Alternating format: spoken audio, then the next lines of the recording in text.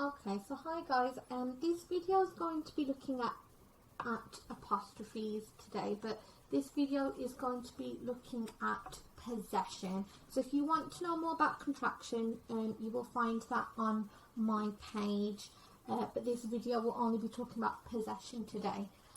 Okay, so what does possession mean? Possession is something that you own. If you own a possession, you own a thing, you own something.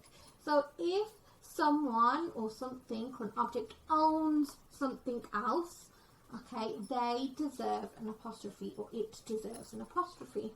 Okay, so think of the apostrophe as a little hand holding on to an S to indicate, to show that it owns something, that belongs to them, it's their possession. So for example, you want to say that a book belongs to Dave.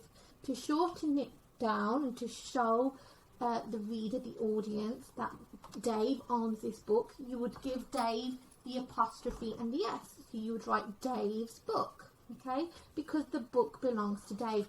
Dave owns the book. He possesses the book, okay? So that's when we use an apostrophe for possession, to show ownership, to show possession, to show that someone owns something in the sentence.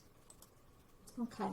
As always with grammar and punctuation, there's a few extra rules here and there. Okay, so the first rule is, if the owner of the object or the thing, if the owner is singular, which means one, that there's only one of them, then the apostrophe goes before the S. So in this sentence, Dave's book is on the table.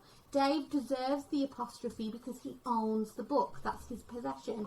Now, because there's only one Dave, the apostrophe goes before the S. However, sometimes the owner could be a group of people or a group of things. So, for example, footballers that play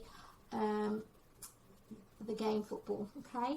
Now that ball doesn't necessarily have to belong to one person. It could belong to a whole team. So in this case, in my story or my writing piece, the football belongs to a team. So that means that the footballers here are plural. It's plural, okay? So because it's plural, there's more than one footballer that owns this ball, the apostrophe must go after the S. So if there's more than one owner, the apostrophe goes after the S. So the footballer's ball popped on the pitch. Okay, so those are the two rules that the next two activities will reflect. So if it's singular, the apostrophe goes before the S, and if it's plural, the apostrophe goes after the S. Have a go at the activities based on these two rules on the next two slides, and I will speak to you soon. Bye guys.